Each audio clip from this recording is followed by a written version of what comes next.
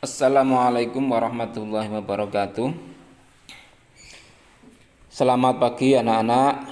Pagi hari ini pelajaran Pak Zayan adalah bahasa Indonesia. Tentunya anak-anak sudah mengawali aktivitas pagi dengan mandi, gosok gigi dan sudah olahraga ya mungkin.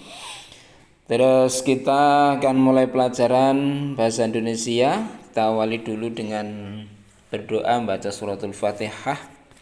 Mudah-mudahan apa yang kita pelajari bisa memberikan manfaat bagi kita semua. Al-Fatihah. A'udzubillahi minasyaitonir rajim. Bismillahirrahmanirrahim. Alhamdulillahirabbil alamin. Arrahmanir rahim. Maliki yaumiddin. Iyyaka na'budu wa iyyaka nasta'in. Ihdinas shiratal mustaqim. Shiratal ladzina an'amta 'alaihim ghairil maghdubi 'alaihim waladdallin. Amin. Selanjutnya saya akan menerangkan pembelajaran 2 pada halaman 16, informasi dalam teks non-fiksi. Judulnya informasi dalam teks non-fiksi. Teks non-fiksi itu merupakan teks yang isinya menyampaikan informasi berdasarkan kata-kata, berdasarkan fakta atau kenyataan. Berdasarkan fakta atau kenyataan.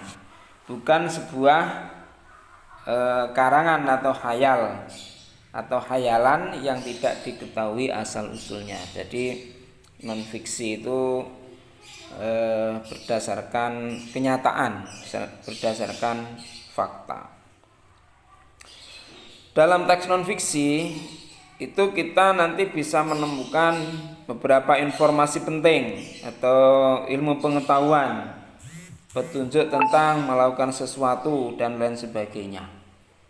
Itu non-fiksi ya, atau ya teks non-fiksi berdasarkan asli, berdasarkan kenyataan, berdasarkan yang ada. Di dalam kita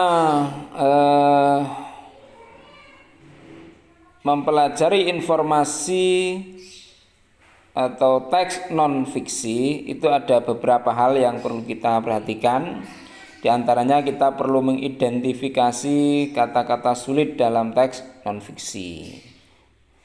Terus menemukan gagasan pokok, mengidentifikasi informasi dalam teks non-fiksi.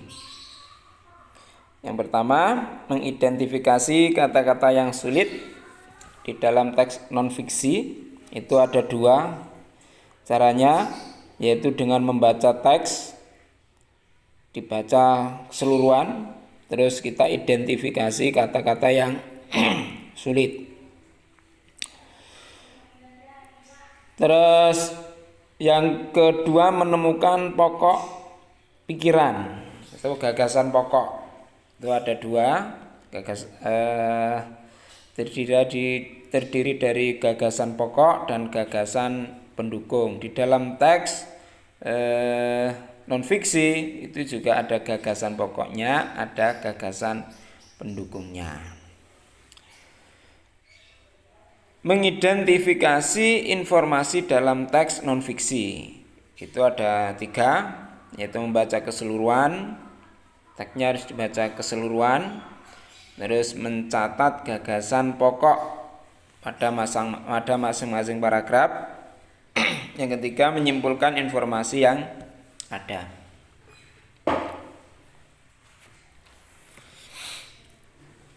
Akan saya jelaskan tentang mengidentifikasi kata-kata yang sulit dalam teks non-fiksi. Tadi sudah saya jelaskan di awal ya, teks non-fiksi itu bersifat informatif.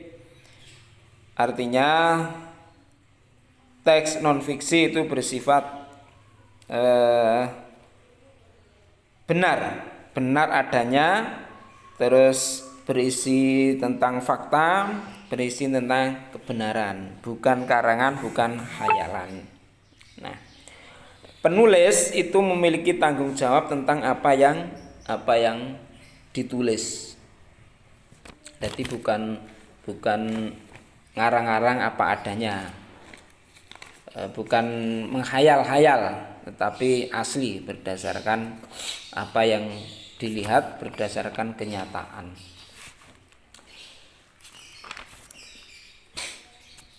Membaca teks non-fiksi. Di dalam kita mengidentifikasi kata-kata yang sulit, kita perlu membaca teks tersebut. Tujuannya apa? Tujuannya untuk menggali informasi yang terdapat dalam suatu bacaan tersebut. Nah, teks non-fiksi itu bersifat informatif tadi ya, informatif. Maka dari itu dari kita membaca itu kita akan mendapatkan berbagai informasi yang ada melalui teks tersebut. Nah, di antaranya itu biasanya terdapat pada buku-buku pelajaran ya, buku-buku ilmiah, sejarah, terus biografi tentang seseorang dan lain sebagainya. Yang kedua, mengidentifikasi kata-kata yang sulit. Nah, salah satu pentingnya membaca itu kita dapat belajar menemukan kosakata baru. Jadi membaca itu penting agar kita banyak mendapatkan kosakata baru, terus kita mendapatkan informasi yang baru tentang apa yang kita baca tersebut. Maka dari itu kita dari kecil kita biasakan untuk menggemari kegiatan membaca. Bukan hanya membaca WA saja, tapi buku-buku yang ada di sekeliling kita, buku-buku yang kita punyai, atau